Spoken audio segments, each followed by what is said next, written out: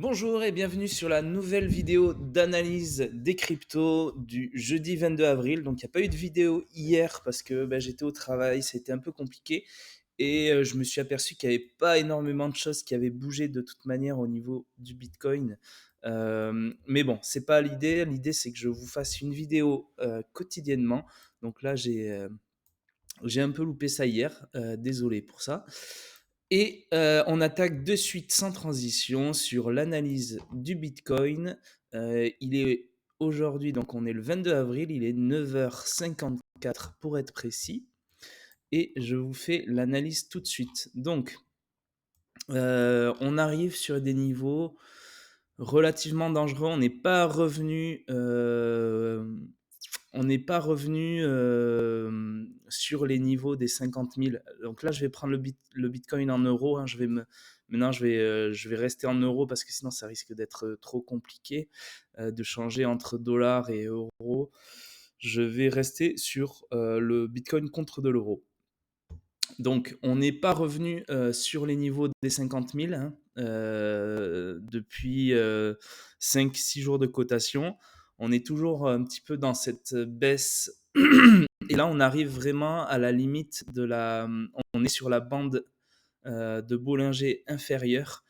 Donc là, on arrive vraiment sur une transition assez importante. Si jamais ça repart vers le nord, vers le niveau des 50 000, on devrait avoir une reprise de tout le marché des cryptos qui a déjà commencé. Il a anticipé d'ailleurs. Moi, je vous recommande de faire très attention parce que là, si jamais le scénario inverse se profile, c'est-à-dire que si on casse la bande de Bollinger inférieure vers le sud, et donc qu'on vient chercher le niveau des 38 000, là, ça va être un petit peu l'hécatombe sur tout le marché des cryptos, vous allez voir. Bon, moi, c'est pas le scénario que je souhaite non plus, hein, mais ça peut très bien arriver. Là, on est vraiment sur des niveaux charnières, on va dire. Voilà, il faut être patient, mais en tout cas, là, le mieux, c'est de regarder ça de loin et de ne pas prendre position pour le moment. Encore une fois, je vous dis, il faut rester prudent sur ces transitions de marché où on ne sait pas trop ce qui va se passer. Voilà, là, la hausse, elle a été bien consommée sur le Bitcoin. Là, voilà, peut-être qu'il va corriger plus bas, peut-être qu'il va repartir, mais voilà, là, on est sur des points charnières. Donc, moi, je vous recommande d'être très prudent, en tout cas. Voilà, on attaque sur l'Ethereum, si l'ordi le veut bien. Ok, l'Ethereum, lui, on voit que il n'a pas attendu le Bitcoin. Il est en train de revenir toucher ses plus hauts, ses plus hauts niveaux, hein, tout simplement, sur les niveaux des 2100 euros. Et donc lui, il a vraiment repris sa tendance qui avait été initiée début avril. Alors, j'ai un petit problème de souris. Tac, tac, tac. J'espère qu'elle va se remettre, sinon je vais le faire avec le pad, c'est pas grave. Le XRP.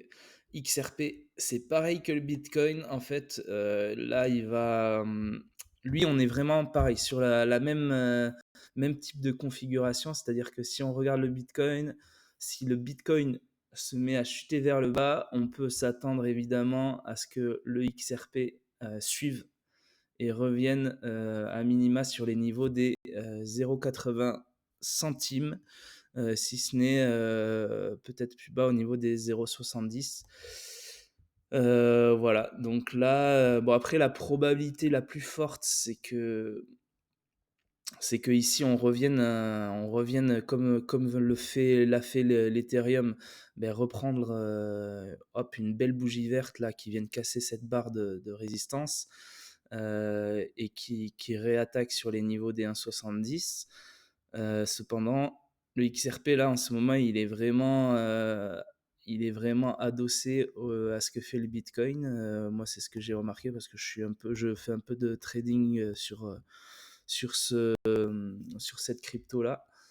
Donc, on reste très prudent sur ces niveaux-là. Et là, si jamais on veut, enfin, ça c'est là, encore une fois, ceux qui veulent prendre des positions sur le marché des cryptos aujourd'hui, il faut vraiment que ce soit des personnes qui aient des compétences en analyse technique et dans le trading, de manière à avoir vraiment un plan de trade très stratégique.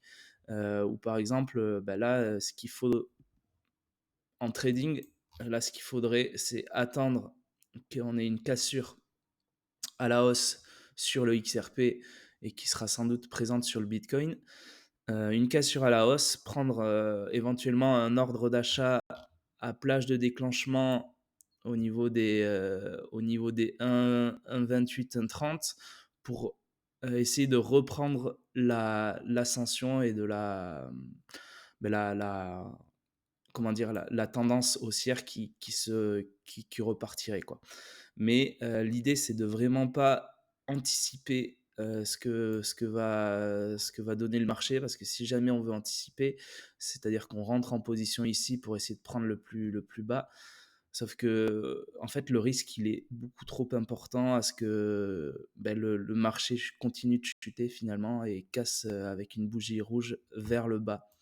Voilà, donc l'idée quand on veut trader à l'achat, évidemment, ce genre de crypto, c'est attendre la cassure et prendre une position un peu au-dessus. Même si on perd voilà, un petit pourcentage, c'est pas grave. Au moins, on aura validé une nouvelle prise de tendance et du coup, on diminue énormément le risque lié à la perte de capital si jamais le cours venait à chuter plutôt qu'à monter. Je ne sais pas si j'étais très clair. En tout cas, on enchaîne et n'hésitez pas à me poser des questions dans les commentaires. Si vous en avez, je me ferai un plaisir de vous répondre. Et également à vous abonner et à liker les vidéos parce que ça m'aide, moi, ça m'encourage déjà personnellement. C'est super plaisant de voir que les gens apprécient. Et puis ça m'aide à être référencé si jamais il y en a d'autres qui veulent visualiser, enfin, regarder ces vidéos. On va faire vite fait un petit tour du marché, on va voir s'il y a des cryptos qui ont performé, mais vous voyez, on est toujours sur les mêmes, à peu près les mêmes configurations qu'avant-hier. Donc, à mon avis, il n'y a pas grand-chose qui sort du lot. Et de toute façon, même s'il y avait quelque chose qui sortait du lot, on est voilà, sur des niveaux charnières au niveau du Bitcoin. Donc, c'est le sentiment de marché qu'on va regarder. C'est le sentiment de marché qui va nous dire si on peut prendre position sur le marché des cryptos dans son ensemble. Et là, aujourd'hui, ben, clairement, il faut pas, quoi. Enfin, c'est encore une fois, c'est mon analyse. Il faut rester patient et pas mettre son capital. Voilà, c'est dommage de brûler son capital comme ça. Voilà. Voilà, on a enfin, quelques cryptos voilà, qui reprennent leur niveau, leur plus haut précédent, là, qui font un peu comme l'Ethereum, ils reprennent l'ascendant. Euh, mais voilà, malgré tout, c'est pas pour ça qu'il faut prendre position ou essayer vraiment à tout prix de vouloir rentrer sur le marché. Il faut vraiment savoir quand est-ce que c'est le bon moment pour rentrer. Et l'idée, c'est le plus dur dans le trading finalement, même dans l'investissement, c'est de rester patient et d'être non investi et de savoir vraiment à quel moment on va pouvoir hop, placer ses billes. Il faut trouver ces petits moments opportuns et moi je vais essayer de vous aider à trouver ces moments en fait. C'est juste ça. Euh, Vous voyez, là c'est pareil. Le Uni, lui, il veut repartir à la hausse puisqu'il avait cassé ici le 12 avril. Il avait cassé la bande de Bollinger, il avait cassé la résistance ici. Et donc il est revenu retracer. Et là, hop, il, il tente de repartir. Voilà, mais il sera, euh, voilà, il sera condamné à ce que va décider de faire le Bitcoin, hein, c'est comme ça. Le VeChain, lui, il est en train de consolider. Il a fait une belle petite tendance haussière sur quelques journées là. Euh,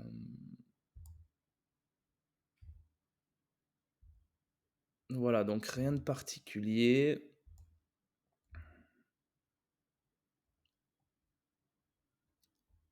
Le Dogecoin, lui, vous voyez, il est en train de corriger. Donc là, soyez prudents, hein. Ceux qui sont investis actuellement, très attention là, parce que là, on est sur, voilà, il a fait cette belle hausse là. euh, il peut très bien il peut très bien y avoir des gros retours de bâton là sur le Dogecoin. En fait, ceux qui sont investis dessus, je vous recommande de faire très gaffe et de prendre, voilà, un petit peu de vos profits si jamais vous en avez fait. Voilà. Et Coinbase, voyons, après son introduction en bourse, bon, vous voyez, hein, ceux qui ont pris l'introduction et qui ont payé le prix fort, voilà, moi c'est pour ça que je déconseille très fortement de se positionner sur les ICO, tout ce qui est. Parce qu'on a souvent ces mouvements de pump où voilà, tout le monde veut revendre ces bigs quand ils ont fait des gains durant tout le processus de création des tokens. Et du coup, ils vendent et voilà, on a ce genre de configuration où en fait.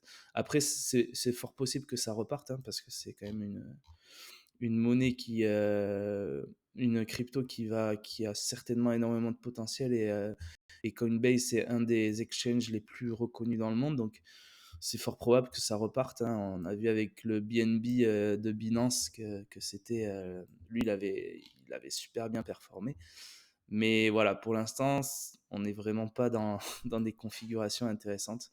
Après il y en a qui peuvent voilà, le holder, prendre quelques cryptos là-dessus et dire bon, ben, on verra dans 10 ans ce que ça a donné.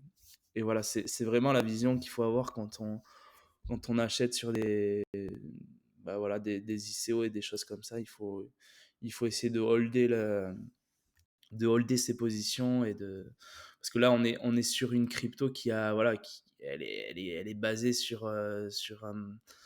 un exchange qui est ultra reconnu dans le monde, donc il y a des fondamentaux qui sont intéressants hein, évidemment.